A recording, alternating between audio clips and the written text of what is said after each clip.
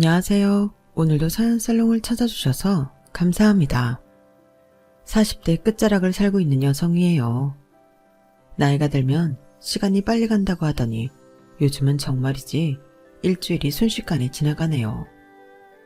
월요일이 시작됐구나 했는데 정신 차려보면 또다시 월요일이 시작되고 있으니 말입니다. 한때는 시간이 너무도 안 가서 1분이 억겁처럼 길게 느껴지던 시절도 있었는데 말이죠. 저는 이혼한 지 15년이 되었어요. 23세 결혼해 한 남자와 11년을 살았지만 단 한 번도 그 사람이 내 남편이라는 생각을 가지고 산 적은 없는 것 같아요. 꼭 주인집 도련님을 모시고 사는 종년 기분으로 살았거든요. 그러니 11년간의 결혼 생활은 제게 있어 인생의 노역기간이나 다름없답니다. 모든 문제의 시작이 다 그렇겠지만 제 결혼은 첫 단추부터 잘못된 거였어요. 사랑해서 결혼한 사람들도 살다 보면 사느니 못 사느니 말들이 많기 마련인데 애초에 우리 부부는 일말의 애정도 없이 시작을 했거든요. 심청이는 공양미 상백석에 팔려가 아버지 눈을 뜨게 해주었다면 저는 친정아버지 빚 때문에 10살 많은 남자한테 시집을 가게 되었어요. 저희 부모님은 지방 소도시 출신으로 제가 7살이 되던 해 서울로 올라오셨어요. 그때 취직한 곳이 바로 제 시댁이었죠. 엄마는 그 집 가사도우미였고 아빠는 시아버지 운전사였거든요. 그래서 저는 어린 시절을 서울에서 부자들이 산다는 강남에서 보냈어요. 부모님 출퇴근 때문에 시댁 근처에 집을 얻어야 했거든요.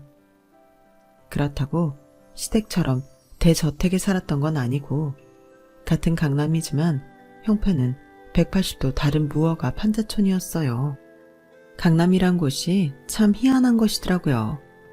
도로 하나를 사이에 두고 최고 부촌과 극빈촌이 마주보고 있으니까요. 말이 강남이지 제가 살던 곳은 산동네보다도 못한 곳이었어요. 그나마도 도시계획 사업의 일환으로 툭하면 철거 위기에 놓이곤 했었죠. 그렇다 보니 전기 사정이나 수도 사정이 그리 좋지 않았어요. 이게 정말 대한민국의 수도인 서울이 맞나 싶을 정도로요. 그래도 우리 세 식구는 이렇게라도 서울에 가정을 꾸리고 살 수 있어서 다행이다 생각하며 살았어요. 그도 그럴 것이 저희 부모님이 서울행을 결정하던 때만 해도 일자리도 못 구한 처지에 어린 저를 데리고 가기 힘들어서 외가에 맡기라고 했었거든요. 그런데 운 좋게 부모님 취직이 결정되면서 저도 함께 서울로 올라올 수 있게 된 거예요. 비록 부모님이 출근을 하면 저 혼자 집에서 보내야 했지만 그래도 밤이면 어김없이 부모님이 집으로 돌아오시니 걱정은 없었어요. 집들이 따닥따닥 붙어있는 판자촌이라 옆집이고 뒷집이고 북적대고 사람이 살고 있다는 것도 외로움을 잊을 수 있는 이유이기도 했고요. 동네에는 저랑 비슷한 처지의 아이들이 꽤 많아서 함께 어울려 놀다 보면 시간도 후딱 지나곤 했어요. 허기지면 엄마가 출근 전에 차려놓고 가신 밥을 친구들과 함께 먹곤 했고요. 가난했지만 행복했던 시절이었죠. 그 동네에서 5년 넘게 살았던 우리 가족은 드디어 온수도 잘 나오고 화장실도 집안에 붙어있는 빌라로 이사를 가게 되었어요. 판자촌에서 조금은 번화한 강남 중심으로 다가가게 된 거죠. 그렇다고는 해도 햇볕도 제대로 안 드는 반지하였지만요. 왜 기생충이란 영화를 보면 자꾸 냄새 얘기를 하잖아요. 그 영화를 보면서 제가 무릎을 탁 쳤던 게 바로 그 대목이었어요. 반지하에 살아본 사람만이 공감할 수 있는 그 냄새를 저도 결혼 전까지 늘 맡아가며 살았으니까요. 중학생 때였는데 한 번은 우리 반 애가 저한테 냄새가 난다고 해서 충격을 받았던 적이 있어요. 그날 집에 돌아간 저는 엄마를 졸라 동네 슈퍼에서 섬유유연제를 한 통 사왔어요. 양 많고 제일 싼 제품을 샀더니 인공적인 느낌이 강한 장미향이더라고요. 내 옷에서 그 향 때문에 골치가 지끈거리기는 했지만 그래도 남들한테 감추고 싶은 지하실 냄새보다는 나은 것 같아서 빨래할 때 섬유유연제는 빼먹은 적이 없었어요. 냄새뿐만이 아니에요. 적어도 반은 지상에 올라있는 반지하인데도 어찌나 늘 꿉꿉하고 음습하던지, 특히 장마철에는 물먹은 손방석 위에서 생활하는 기분이 들 정도였죠. 그래도 돌이켜보면 그때가 좋았던 것 같네요. 우리 가족에게는 희망이 있었거든요. 몇 년만 더 바짝 벌어서 강 건너에 있는 지상주택으로 이사를 가자는 꿈말이에요. 그런데 그 꿈이 손에 잡힐 것 같이 가까워진 어느 날 문제가 터지고 만 거예요. 그날은 2학기 중간고사 성적표가 나온 날이었어요. 학원 하나 다니지 못했지만 비싼 과외를 줄줄이 달고 사는 친구들을 제치고 제가 반에서 1등을 한 날이었죠. 아빠는 그런 저를 위해 모처럼 남산 야경을 보여주시겠다며 당시 사장님, 그러니까 시아버지 차를 끌고 나오셨어요. 엄마가 만류를 하셨지만 그날따라 아빠가 왜 그리 들떠 계셨던 건지 잠깐이니 괜찮다며 굳이 저를 태우러 차를 끌고 집으로 오셨죠. 서울에 올라온 지는 꽤 됐지만 바쁜 부모님 때문에 한 번도 서울 구경을 제대로 해본 적이 없던 저는 아빠가 끌고 온 멋진 수입차를 타고 남산타워도 가보고 근처 돈가스 집에서 내 얼굴보다 더 큰 돈가스도 먹을 수 있었어요. 하지만 식사 도중 사장님 호출을 받고 급하게 차를 몰고 가다가 사고가 나고 만 거예요. 마주 달려오던 차량과 부딪히려는 찰나 아빠는 급박한 그 순간에도 저를 덜 다치게 하려고 핸들을 돌리는 바람에 저 대신 아빠가 크게 다치게 되었죠. 아빠 덕분에 저는 철가상 정도로 그쳤지만요. 우리가 타고 있던 고가의 수입 차량은 거의 폐차 수준이 되고 말았고요. 그 사고로 아빠는 반년 넘게 병원 생활을 해야 했어요. 수술도 3번이나 해야 했고요. 해가 잘 드는 집으로 이사를 하려고 10년 가까이 열심히 모아두었던 돈은 고스란히 아빠 수술비와 병원비로 들어갔지만 그마저도 턱없이 부족했어요. 차값 변상은 꿈도 못 꿀 상황이었고요. 그 바람에 사장님 댁에서 일을 하는 엄마는 매일같이 사모님한테 시달려야 했어요. 아줌마, 이게 말이나 되는 소리예요? 차값 변상할 돈이 없다니. 아니, 그럴 주제도 안 되는 것들이 왜 남의 차는 몰고 나갔대? 우리가 자선사업가도 아니고 왜 손해를 봐야 되냐고. 어디서 이런 거지 같은 것들이 꼬여서 사람 성질을 돋궈. 사모님, 죄송합니다. 차값은 제가 일해서 갚아 나갈게요. 당장은 애아빠 수술비도 그렇고 많이는 못 갚겠지만 어떻게든 그 돈은 제가 다 갚아 나갈게요. 아줌마 월급이 얼마라고 어느 세월에 그 돈을 갚아? 그러다 어느 날 갑자기 야반도주라도 할지 누가 아냐고. 세상에, 우리가 그동안 지들한테 베푸는 애를 이렇게 원수로 갚냐? 뭐 이런 인간 말종 같은 것들이 다 있어. 암튼 나는 더는 못 기다려주니까 새 차를 끌어오든 장기를 팔든 어떻게 해서든 이달 말까지 차값 물어줘요. 안 그럼 그 집 딸내미까지 죄다 간방에 쳐넣을 테니까. 사모님은 길길이 날뛰었고 저까지 걸고 넘어지는 통에 엄마는 사색이 되었어요. 더는 떨어질 곳도 없을 정도로 우리 세 식구는 인생의 나락으로 떨어져 버렸죠. 그때 우리 가족을 구해준 건 사장님이었어요. 제 시아버지요. 당신 그만 좀 해. 지금 차가 문제야. 사람이 죽고 사는 문제인데 그깟 차가 뭔 대수라고. 아주머니, 차값은 됐습니다. 그나저나 곧 2차 수술 들어간다던데 수술비는 있습니까? 그 말에 엄마는 눈물이 그렁그렁한 눈으로 마주잡은 손가락만 바들바들 떨 뿐이었어요. 일단 수술비랑 병원비는 회사에서 알아서 할 테니 마음 놓으세요. 아주머니가 마음 단단히 잡수셔야 가족들도 버틸 거 아닙니까? 기운 내세요. 아니 여보, 차값도 못 받았는데 수술비는 뭐하러 대줘요? 이 인간들한테 그 돈 받아낼 수도 없을 텐데. 당신은 좀 조용히 해요. 내 밑에서 일하던 사람이야. 당연히 내가 책임을 져야지. 앞으로 한 번만 더 이 일로 아줌마 괴롭히면 그땐 가만히 안 있을 줄 알아. 사장님 한마디에 사모님은 더는 저희 엄마를 불러 괴롭히는 일은 없었어요. 하지만 다른 방법으로 괴롭혀대기 시작했죠. 아줌마, 오늘부터는 주방일 외에 청소도 아줌마가 담당해요. 청소 도우미가 아파서 못 나온다네? 갑자기 사람을 구할 수도 없고. 내가 아무나 집에 안 들이는 거 알죠? 그러니까 쭉 우리 집을 해온 아줌마가 대신 좀 맡아서 해요.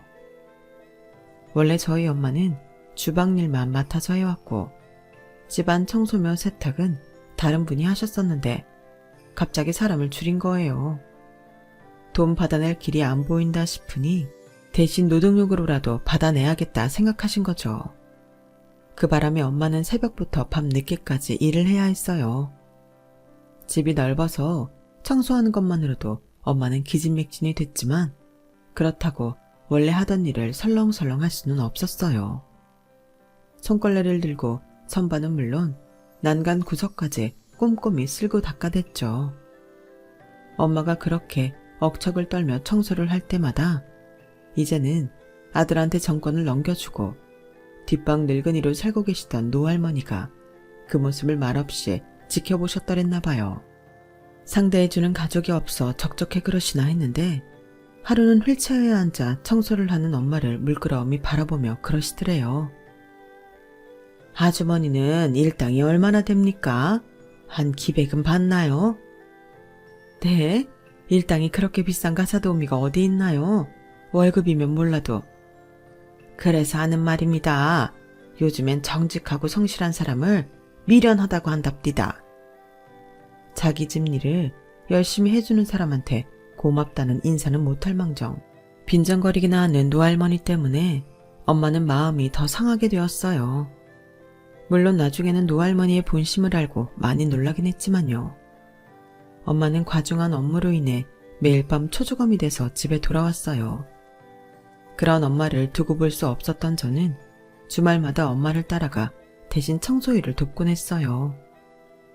아빠가 병원에서 퇴원해 집으로 돌아온 뒤에도 저는 엄마를 도와 사장님 댁일을 거들곤 했죠. 어차피 우리 형편에 대학은 꿈도 못 꿀 상황이라서 공부도 그만둘 결심을 한참이었거든요. 어떻게든 한 푼이라도 빨리 갚고 이 집을 나가는 게 급선무였으니까요. 그러던 어느 주말 모처럼 집에 계시던 사장님이 저를 보신 거예요. 네가 김 기사가 그렇게 자랑하던 딸이구나. 공부를 곧잘 한다며? 저는 그저 고개만 조아리고 있었어요. 자식으로서 엄마 일을 돕는 건 기특하지만 이제 곧 고3이 될 텐데 이럴 시간이 있니? 친구들은 한창 학원에 가 있을 시간인데. 어차피 저는 대학에 안 갈 거니까요. 저희 형편의 대학은 사치거든요.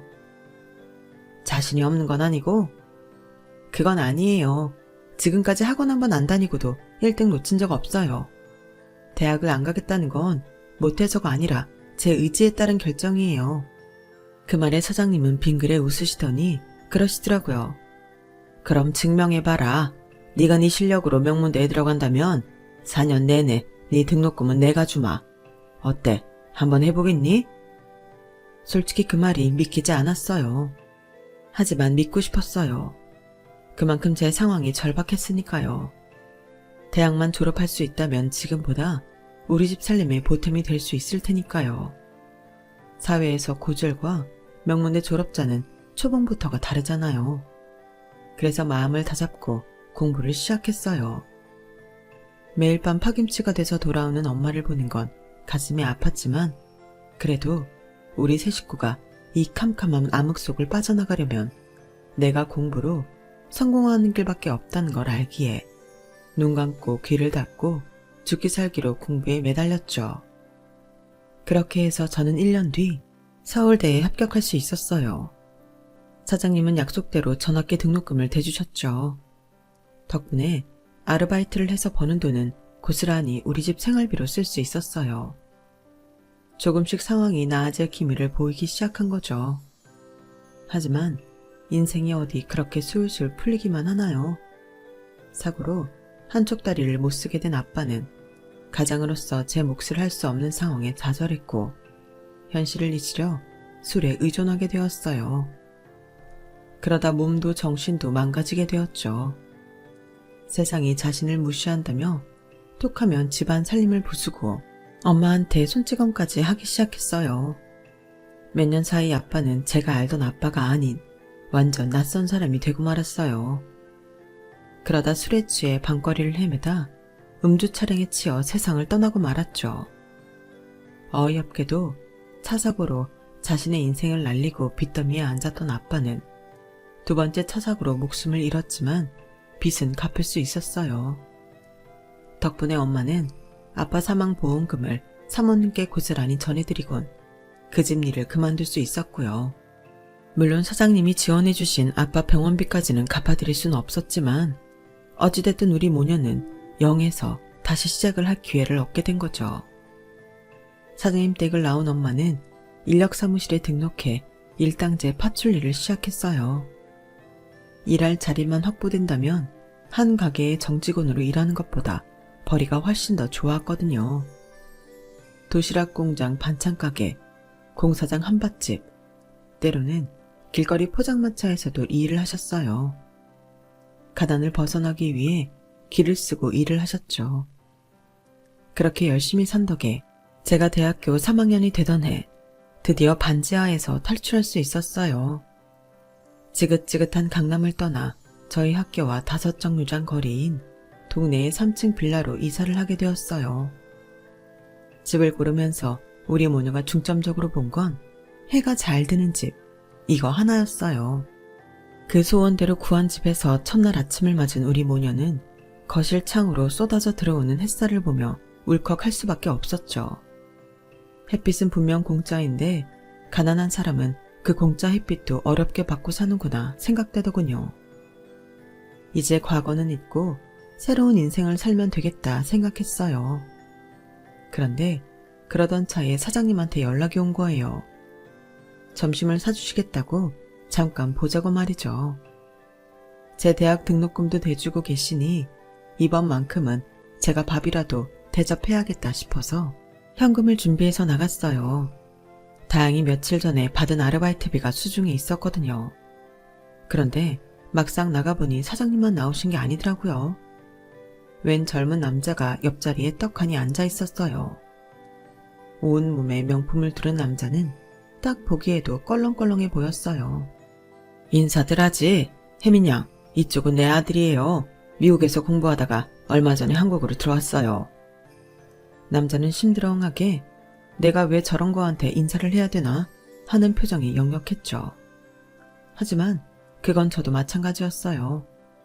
아무리 봐도 제 앞에 남자는 공부를 하느라 미국 생활을 한 것 같지는 않았거든요. 나이는 30대 정도 돼 보이는데 행동거지가 철없는 고등학생 같았거든요. 한마디로 절대 상종하고 싶지 않은 부류였어요. 게다가 주문을 할 때 직원을 대하는 태도를 보니까 싹수가 완전 노랗더라고요. 어떻게 저런 아빠 밑에서 저런 개아들이 나왔을까 싶을 정도였죠.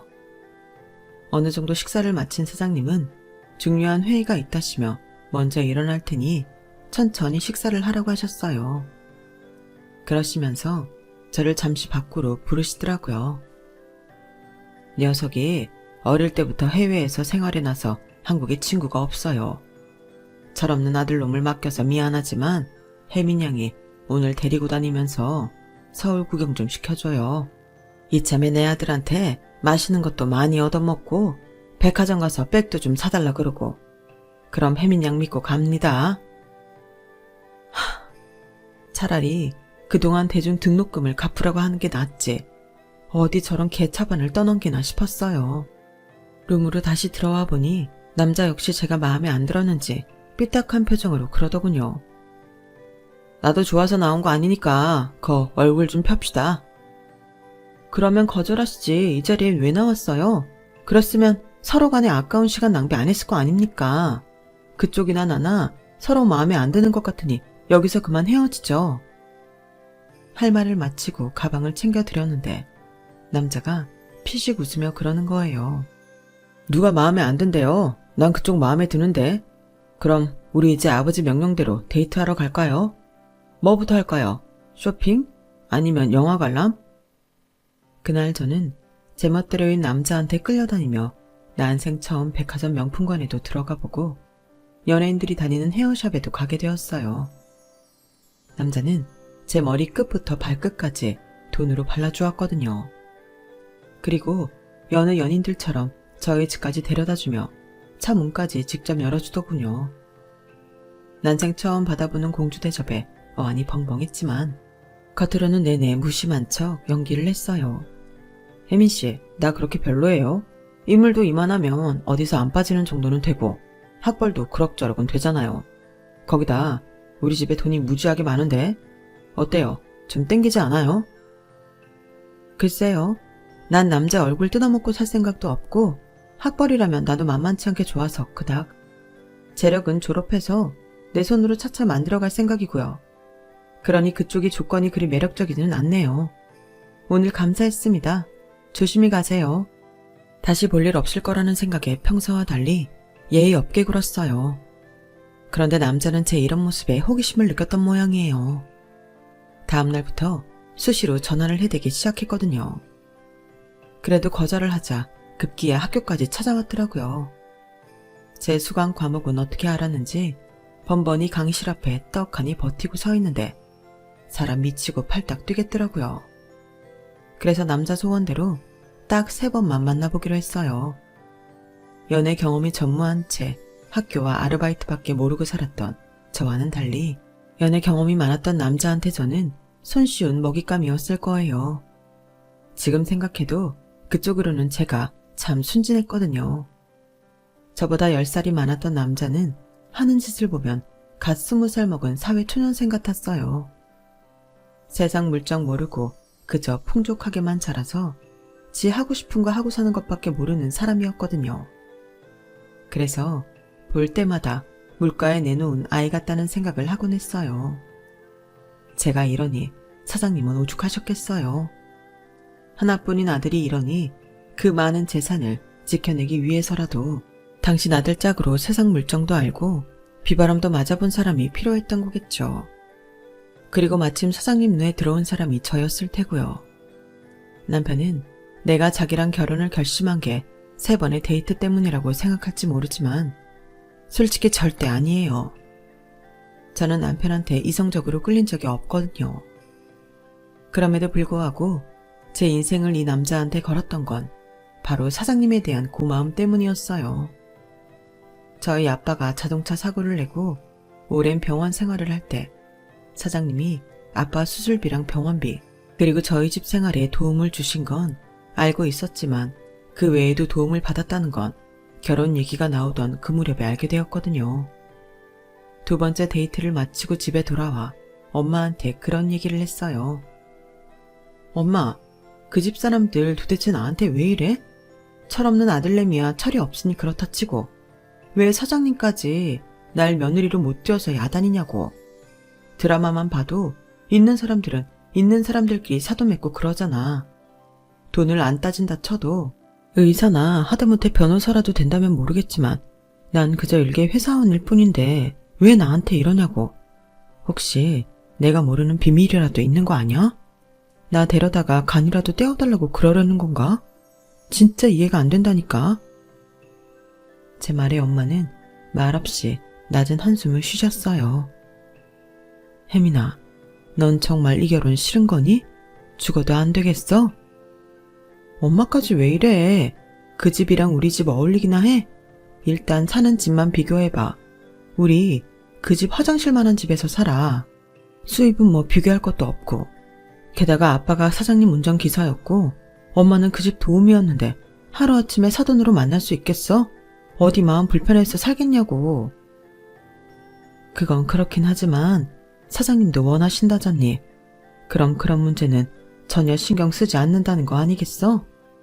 네가 싫다면야 어쩔 수 없지만 우리 입장에서는 나쁜 혼처는 아닌 것 같아. 솔직히 엄마 말이 틀린 건 아니었어요. 나쁜 혼처가 아니라 남들 같으면 쌍수 들고 달려들 만한 혼처였죠. 사랑해서 죽고 못 산다고 했던 사람들도 결혼하고 몇 년 지나면 원수가 되는데 그깟 사랑이 대수겠어요. 서로 조건 보고 하는 결혼이라면 제 입장에선 완전 로또 맞은 거나 진배 없는 거죠. 이제와 이야기지만 네 아빠 사고 나고 나도 경황이 없어서 사고 뒤처리를 할 생각도 못하고 있었어. 그땐 네 아빠가 워낙 위독한 상태였으니까. 상대 차량 운전자랑 합의를 봐야 하는데 내 정신이 딴 데가 있는데 뭘 할 수 있었겠니? 가진 돈도 얼마 없기도 했고 그때 사장님이 직접 변호사도 불러주시고 합의금도 내주셨으니 아빠가 실형 안 살고 끝날 수 있었던 거지. 그간 너한테 미주알 고주알 말하진 않았지만 네 아빠 세상 뜰 때도 사장님이 변호사 보내서 가해자 측이랑 합의금 협상도 해주고 보험금까지 받아주셨어. 내가 나섰으면 그렇게 많은 돈 받을 수도 없었을걸? 늘 그렇게 우리 집 일에 신경 써주셨는데 무조건 싫다고만 하는 게 엄마는 마음에 걸린다. 엄마 말을 듣고 보니 그간 너무 우리 입속만 빼먹은 게 아닌가 싶었어요. 그래서 진지하게 이 결혼에 대해 생각해보게 되었죠. 그렇게 내린 결론은 결혼을 하는 거였어요.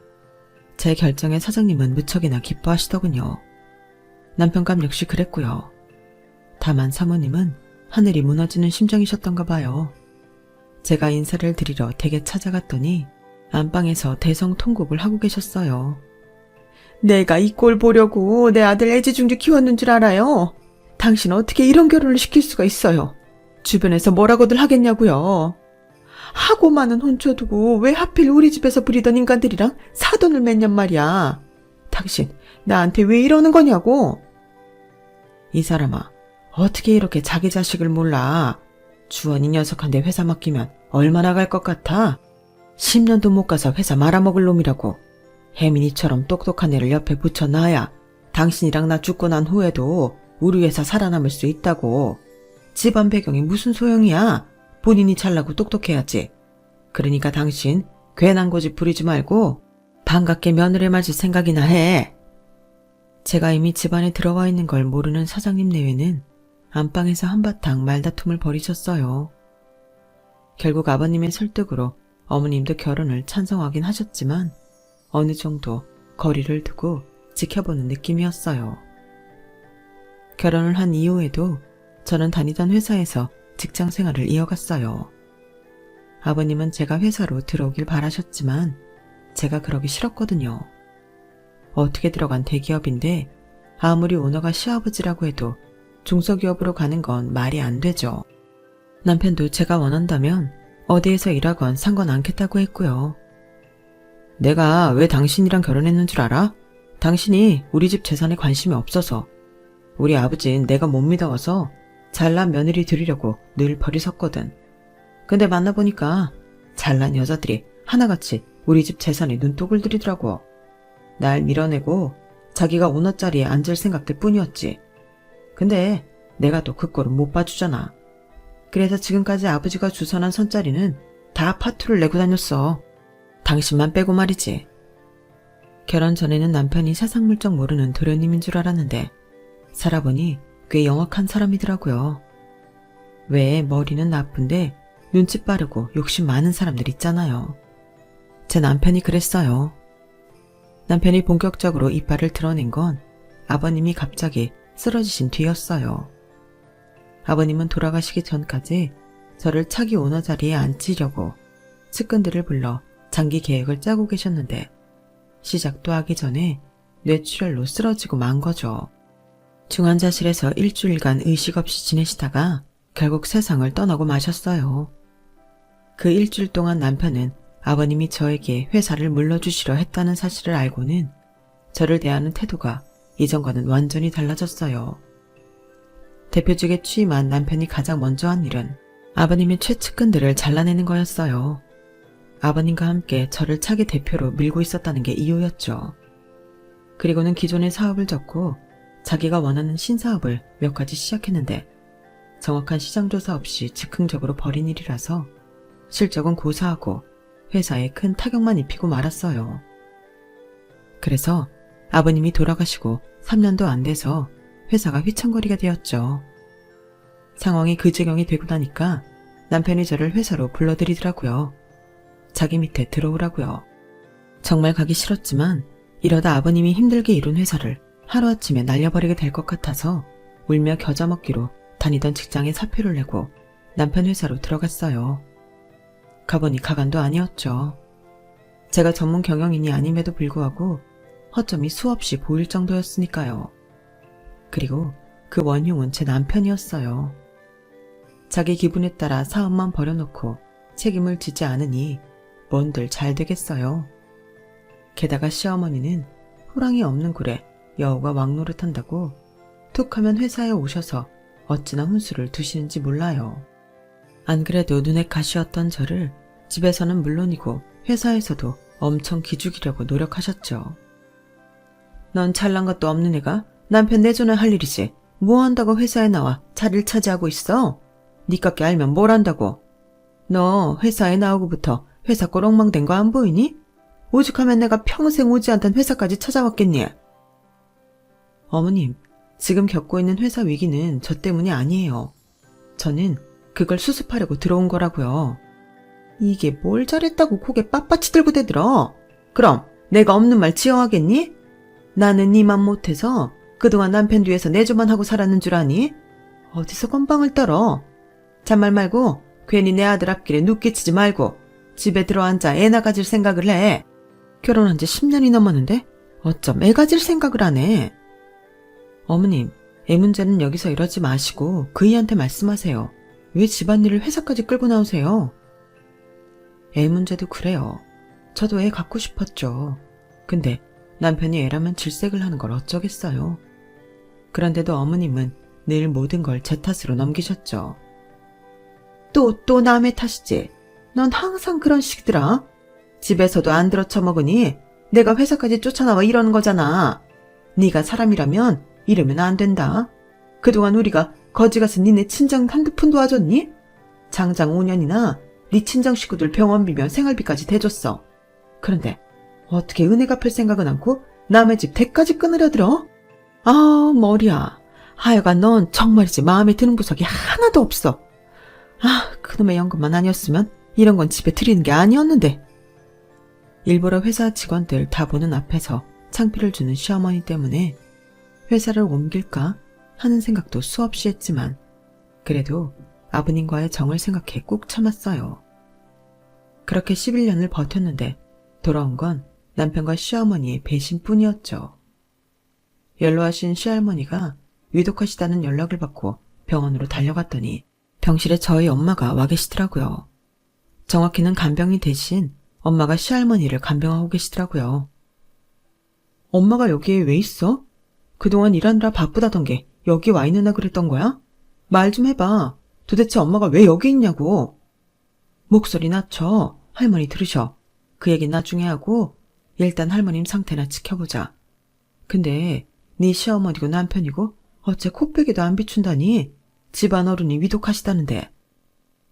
저는 바쁘다는 핑계로 서너 달에 한 번 겨우 얼굴만 비추고 가는 처지라서 그간 시할머니 간병을 누가 맡고 있는지는 잘 몰랐어요. 핑계 같지만 매번 시어머님이 자신이 알아서 할 테니 신경 쓰지 말라는 말만 믿고 있었으니까요. 그런데 우리 엄마가 병상을 지키고 있었더니 기가 막힐 노릇이었죠. 안이 훌쩍 넘으신 시할머니는 폐렴 증세가 악화되어 결국 세상을 떠나시고 말았어요. 남편과 시어머니는 저를 통해 부고를 전해 듣고서야 병원에 나타나셨더라고요. 시할머니 장례를 치르고 하루 꼬박 잠을 잔 저는 친정에 달려가 엄마한테 자초지종을 물었어요. 그랬더니 기가 막히게도 저희 엄마를 병원에 보낸 게 시어머니였더라고요. 뭐? 어머님이 엄마 보고 할머니 병수발을 하라고 그랬다고? 진짜 웃기는 사람이네. 자기가 며느리지 엄마가 며느리야? 아니, 그러란다고 엄마는 그걸 또 했어? 나한테 말을 하지 그랬어. 네 시어머니가 시켜서 한 것만은 아니야. 나도 안 내켰으면 안 했지. 너희 시할머니께서 나한테 잘해주셨거든. 내가 그 집에서 일할 때는 그렇게 뚱하게 보시더니 나 일 그만둔다니까 그제야 속내를 드러내시더라. 엄마가 일하는 반찬가게 있잖아. 그거 실은 네 시할머니가 차려주신 거야. 네 시어머니랑 정서방한테는 비밀로 하라고 하셔서 그간 남의 가게인 것처럼 속여왔던 거고. 그 가게 해주시면서 그러시더라. 요즘엔 정직하고 성실한 사람을 미련하다고 하지만 하늘은 그 미련한 사람한테 복을 내려주는 법이라고.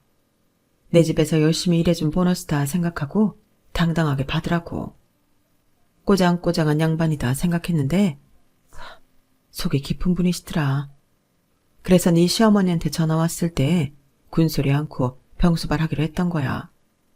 자식 앞에서 보내고 외롭게 병원에 계시는 분 가는 날까지 곁에서 지켜드리려고. 엄마 마음은 잘 알겠지만 그래도 시어머니가 한 짓은 용서가 안 되더라고요. 그래서 그 길로 시댁에 찾아갔어요. 갔더니 남편이 와 있더라고요. 차라리 잘 됐다 싶었죠. 자기 엄마가 어떤 사람인지 이참에 똑똑히 알려줘야겠다 생각했거든요. 그랬는데 글쎄 제 얘기를 다 들은 남편이 별거 아니라는 듯 이러는 거예요. 그간 우리 집에서 잘 벌어먹고 사셨잖아. 네 아버지도 그렇고 니네 엄마도 그렇고. 그랬으면 그 정도 해줄 수 있는 거 아니야? 게다가 남도 아니고 사돈지간인데 뭐가 문제란 거야? 뭐? 당신 그걸 말이라고 해? 우리 부모님이 여기서 놀면서 돈 받아가셨어? 월급 받는 만큼 죽어라 일하셨다고. 받는 만큼만 하셨는 줄 알아? 우리 아빠 차 사고 낸 거 죄송해서 우리 엄마가 두 사람 목일하며 지냈다고. 오죽하면 학생인 내가 주말마다 따라와서 일을 거들었겠어? 아무리 팔은 안으로 굽는다지만 당신 이러는 거 아니야. 얘, 너 어디서 남편한테 큰 소리냐? 네가 이러니까 집이고 회사고 될 일도 안 되는 거잖아. 하여간 출신은 못 속인다고? 근본 없는 집구석에서 자란 네가 예의라고 알고 살겠니? 아, 동네 창피해서 원. 하, 말씀 잘하셨네요. 근본이요. 그러는 어머님은 얼마나 근본 있는 집에서 자라셨길래 그러세요? 이이가 그러더라고요. 자기 외가는 일제 침략기 때도 일본군 앞잡이 노릇하며 호의호식하고 살았다고요. 외가피가 그렇대요. 돈 냄새 죽이게 잘 맞고 있는 놈들 앞에서 개처럼 꼬랑지도 잘 흔든다고요. 그뿐인가요? 어찌나 씀씀이가 좋은지 자식들 대학 보낼 때마다 학교에 잔디도 깔아주고 스쿨버스도 잘 사준다던걸요. 어머님도 그렇게 대학 들어가셨다던데 아닌가요? 제 말에 시어머니는 당신 아들을 노려보셨어요. 남편은 못 본 척 딴짓을 부렸고요. 저한테 툭하면 며느리 노릇 잘하라고 노래를 부르시더니 어머님은 시어머니 계시는 병원에 몇 년째 발길도 안 하셨다면서요. 저희 엄마가 그러시더라고요. 그야 그 노인네가 자기 앞으로 된 재산 죄다 시설에 기부를 했으니 그랬던 거지. 입장 바꿔 생각해봐라. 너라면 너한테 땡전 한 푼 안 주는 시어머니가 곱게 보이겠니? 내가 자기 며느리로 살면서 그간 해다 바친 게 얼만데 땅덩어리 하나 안 남기고 그걸 다 기증을 해? 인정머리 없는 노인네 같으니라고? 그리고 네 엄마 병원에 보낸 건 그간 우리가 네 친정한테 해준 게 있으니 그 빚 갚으라고 보낸 거다. 받은 게 있으면 주는 것도 있어야 하는 거 아니니? 어쩜 이리도 뻔뻔하신지. 나라 팔아먹은 이완요 찜짜 먹을 사람이더라고요. 그런데 그래서 다행이었어요. 이런 사람들이라서 부채감 없이 이 집 사람들이랑 연을 끊을 수 있겠다 싶었거든요. 그래서 결혼 11년 만에 남편과 이혼을 하기로 했어요. 남편도 군말 없이 합의 이혼에 동의해서 깔끔하게 나눌 거 나누고 받을 거 받고 헤어졌죠. 이혼 후 재취업을 한 저는 40대 중반까지 회사 생활을 하다가 이후엔 엄마가 하시던 반찬 가게를 물려받게 되었어요. 생각 같아선 회사 생활을 더 하고 싶었지만 40 넘은 여자는 회사에서 반기지 않더라고요. 어차피 여자 직원은 임원까지 올려주지도 않을 뿐더러 승진이 멈춘 상태에서 제 밑에서 일하던 남자 직원들을 상사로 모시는 것도 못할 짓이라서 제 발로 나와버렸어요. 그런데 막상 직장을 나와보니 내가 그동안 왜 거기서 눈치 받아가며 자리를 보존하고 있었나 싶더라고요. 내 노력에 따라 가게 매출도 오를 수 있고 심지어 매달 제가 가게에서 벌어가는 돈이 직장 생활을 할 때보다 10배도 넘게 됐으니까요. 그래서 요즘은 저희 엄마를 따라 매주 토요일 오전엔 무료 배식 봉사활동도 하러 다녀요.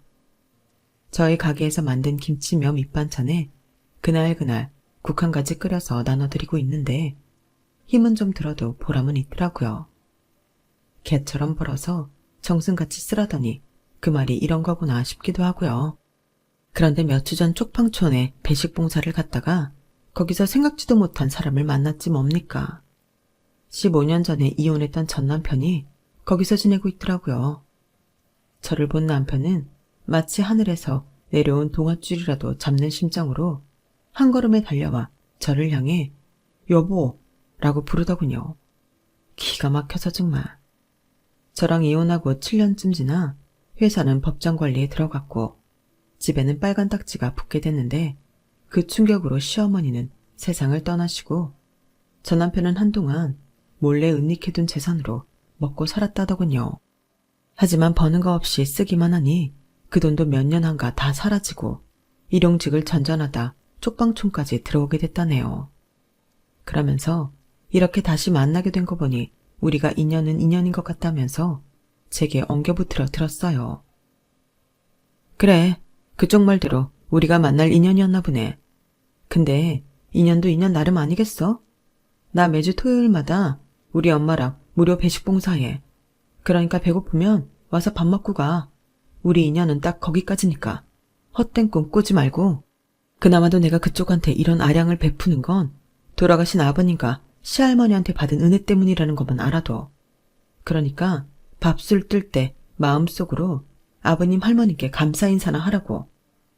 알아들었으면 저리 가. 나 바쁜 사람이니까.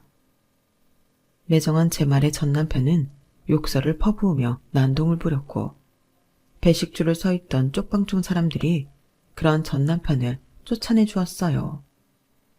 세월이 지나도 어쩌면 그놈의 성격은 안 변하는지 참 안 됐더라고요. 판자촌과 반지하 월세집에서 어린 시절을 보냈던 저는 지금 이렇게 어려운 사람들과 나누며 살아가고 있어요. 사람 인생 모르는 거라고 하잖아요. 지금 당장 사는 게 힘들지라도 평생 그렇게 살란 법은 없는 거예요. 저만 봐도 그렇잖아요. 그러니 용기 잃지 마시고 오늘 하루도 잘 버텨보자고요. 지금까지 제 사연을 들어주셔서 감사합니다. 건강이 최고죠. 건강하시고 행복하세요. 여러분, 사연 댓글에 응원과 현명한 조언 부탁드려요. 좋아요와 구독은 저에게 큰 힘이 됩니다. 오늘도 좋은 일 가득하세요.